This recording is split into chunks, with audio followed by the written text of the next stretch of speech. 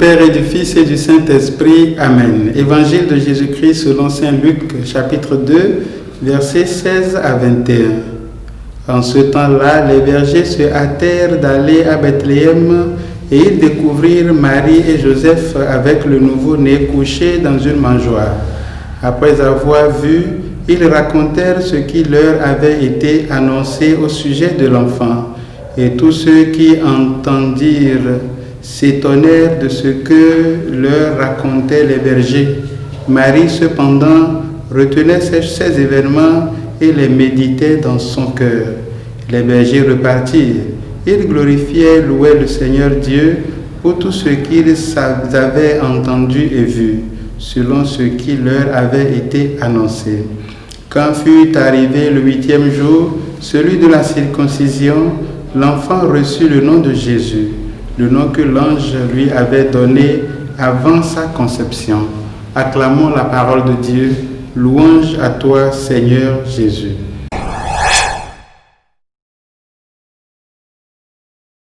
Frères et sœurs en Christ, bonjour. Nous sommes vendredi 1er janvier 2021 et j'ai le plaisir de vous dire heureuse année.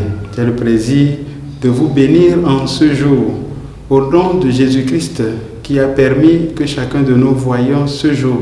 J'ai le plaisir d'invoquer la bénédiction et la grâce de Dieu sur vous pour que cette année qui s'ouvre devant nous soit une année de vie en Dieu.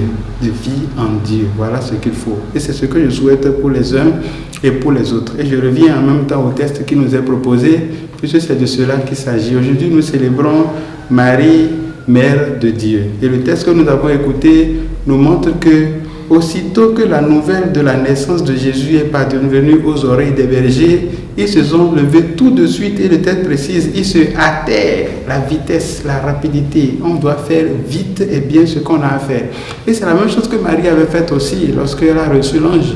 Vous vous rappelez, on dit l'ange lui est apparu et après le dialogue, après avoir dit oui, que ça s'accomplisse pour moi ce que le Seigneur a voulu. On dit, elle se lève et en hâte, elle court dans la maison de sa cousine Élisabeth. Il faut vraiment que nous appelions cela en cette année, mes frères et sœurs.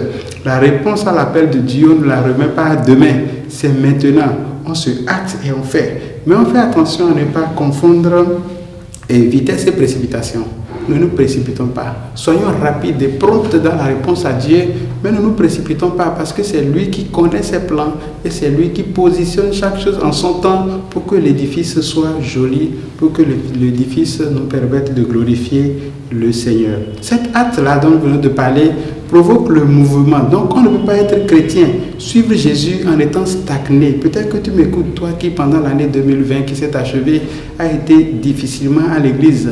Ça t'a coûté de te lever pour aller dans la communauté chrétienne, pour faire ce que tu dois faire. Peut-être qu'au sein de ta famille, tu as renoncé à certains engagements.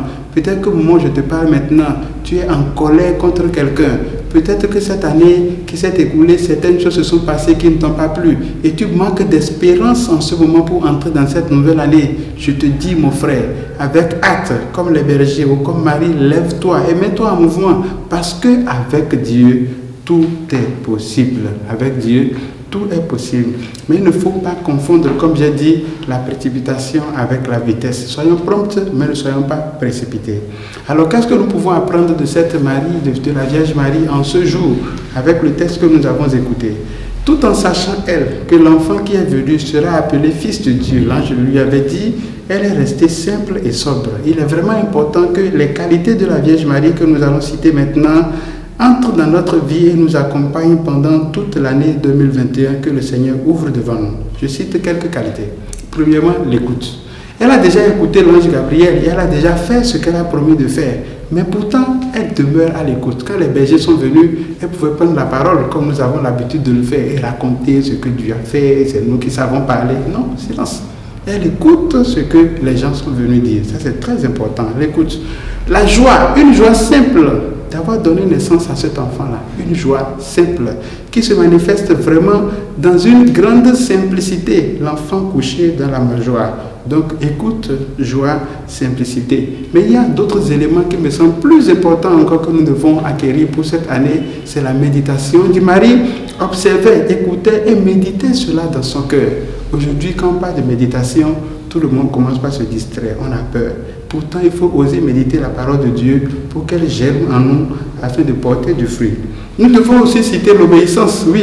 Parce que vous voyez, quand le texte a cité à la fin, quand le jour est venu, ils ont donné à l'enfant le nom que l'ange avait dit de lui donner. Ce que Dieu demande de faire, c'est ça qu'on fait. Qu'est-ce que Dieu demande de faire? C'est écrit dans la Bible.